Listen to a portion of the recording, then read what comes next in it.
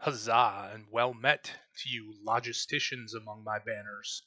And today, I've got for you a very basic Rails tutorial.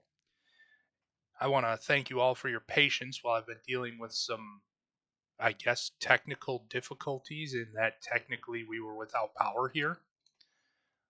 But anyway, once again, thanks for your patience. I really appreciate all the new subscribers. We're only 15 away from having 200 subscribers now. And plenty of views on my latest video, which took about 2 days to take off. And then it really did take off. So, once again, round of applause for all of you. Thanks for being here.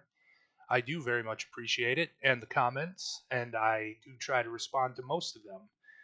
So, anyways, let's get on with this. We have here our four our four mine carts and our four different types of rails right behind it. So we have just a minecart with chest, minecart with hopper, and a TNT minecart. We're not going to talk too much about a TNT minecart. You get the idea. You activate, kaboom. But the rest of them have a lot of uses, and once I put these in order in the playlist, you'll see the minecart with chest and minecart with hopper put to good use in our minecart loaders and unloaders, or at least our basic ones. That video of advanced loaders and unloaders is on its way, but let's talk about rails today. So all of our rails can be leaned by just placing one and placing one on the next level up. Not all rails can turn, but that's all right. We'll get into that. So your basic rail lets you, number one, place a cart on it. Otherwise, you can't place a minecart just anywhere you want. It has to be on a rail or any kind of rail. But you give it a push, and it goes a little ways, and it fizzles out. See, we didn't even make it to the other end. But there are a couple of advantages to our basic rails. They are the only rails that can make a turn. So we'll pick up our other ones here just to demonstrate. When you have two different directions of rail, you cannot make a corner or make a turn with any rails other than the basic rail, and it will automatically connect. Now, you can also change the direction of that connection by powering the block beneath the rail.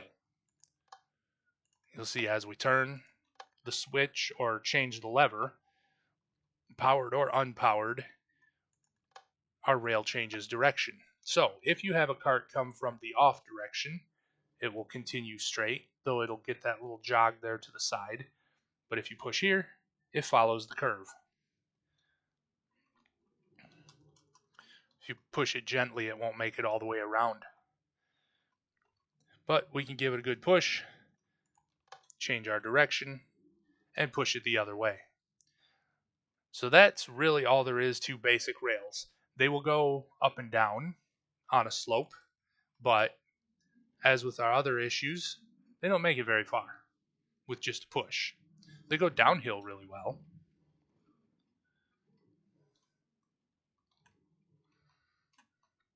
But that's about it. So that comes to our powered rails. Now, a powered rail just needs to be powered on to make a minecart move. Well, it needs to be powered on, and then the minecart needs a push. But then you'll see a powered off rail will stop a minecart. So we'll turn these all on and give it a push. And once it gets the momentum from the bounce to send it back the other way, this will just continue. And you can power it off to stop it again. Easy as that.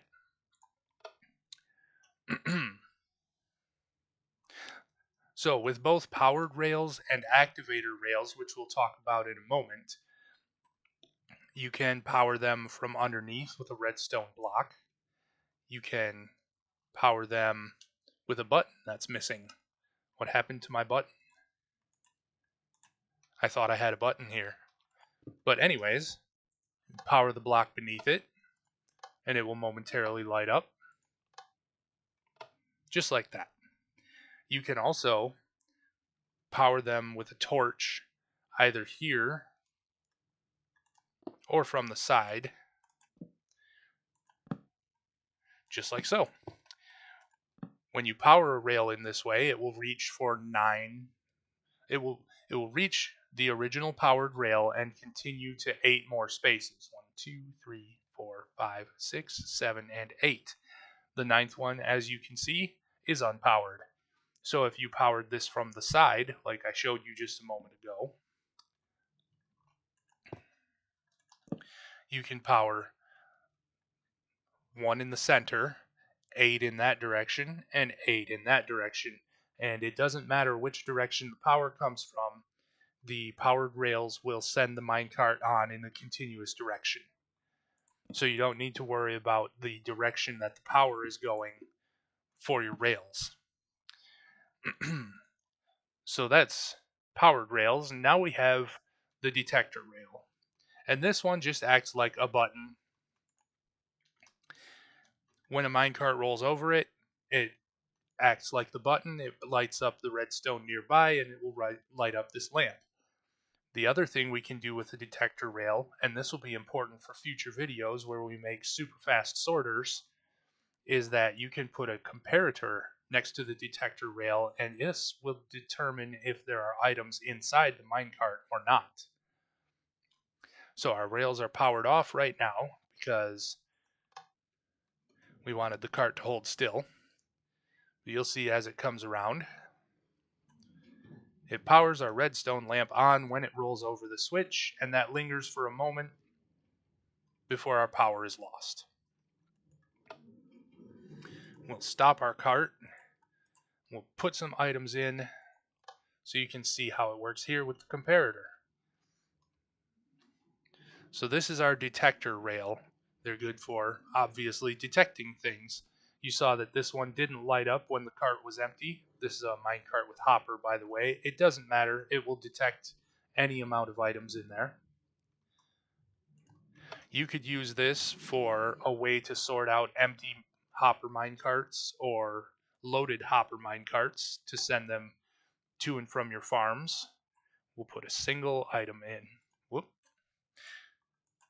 If we do that properly, and go. You'll see it still lights up with just the single rail in there. But once again, you can use this also to lock off hoppers or lock off other minecarts with hoppers so that they can't pick up items. And this is how we're going to eventually make high-speed sorters after I talk to you about high-speed hopper lines. I don't know why I tried to time that so that it would be on the carts or on the rails when I powered them off. And finally, we have our activator rails. Now these ones have a couple of uses that I'm not going to show you here. That is, they can pick up, or I'm sorry, they can activate a command block so that the command block, as long as it's on the activator rail, will activate or it will execute whatever command is associated with that block. It can also be used, whoops, to activate the TNT minecarts so that you can be at a safe distance when the cart goes careening into its next target. But what we're going to use these activator rails for is to lock the hopper. So any minecart with hopper that passes over a powered activator rail will be locked off and unable to pick up anything above it. So if you've seen some of my older videos, you'll know that I make farms where the minecart runs right under the block. And we talked about this as well in the next video, where hoppers with minecarts with hoppers can pull an item through a block above them and into the minecart with hopper. So if this is turned on, which it is currently activated, it will stop this hopper from picking up anything. So you'll see these buttons disappear and those 4 buttons will remain once it rolls over that. And that hopper or minecart with hopper, oops, something's gone wrong here. Oh, I know what's wrong. I've already run it over that, and here I am talking about it, is once it's run over a powered activator rail, it will always remain locked until it runs over a deactivated activator rail. So now we'll make sure this is on. This is a new one. This is a new cart. So you can break a cart and play and replace it, and that resets its memory of running over the activator rail. But you'll see our buttons got picked up there and not on this side. I picked up that one when I was looking at the cart, and it's picked up the 3 buttons. So now I'll show you what I mean. We'll run it over a depowered rail. You'll see it won't pick them up right now, but once we run it back over, and it slurps all 3 of them down. And there are our buttons. So that's one use for an activator rail that we'll get some use out of. And because part of my video set is on moving your entities from place to place, we have a use to remove our friends here from our carts. This will also work on yourself and other players, immediately kicking you out of a cart when the rail is activated. So we'll deactivate the rail, and we'll just push our guy here, and he's just fine. Push him again, activate our cart or our activator rail, and move him along. It immediately shakes him free when it runs over that. It shakes again, but it can pick him back up. So the empty carts don't operate the same way as the minecart with hopper when they run over an activator rail. And that's really all there is to basics about rails. Like I said, we'll talk more about advanced loaders and unloaders, and we can start and stop rails with just these tools that I've showed you here. Our basic rails, our turns and slopes, our powered rails for moving things along.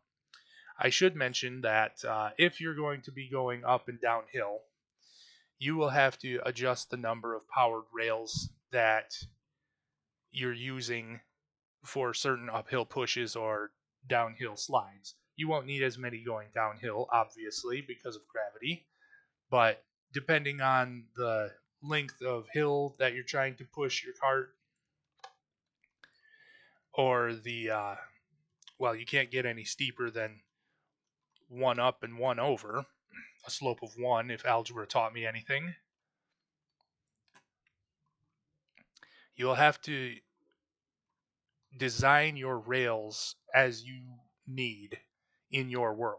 I know that there used to be a very strict way that the powered rails would push a cart like 8 blocks, and then you'd need another powered rail. But that's not strictly the case anymore since they changed the momentum physics in Minecraft years and years ago.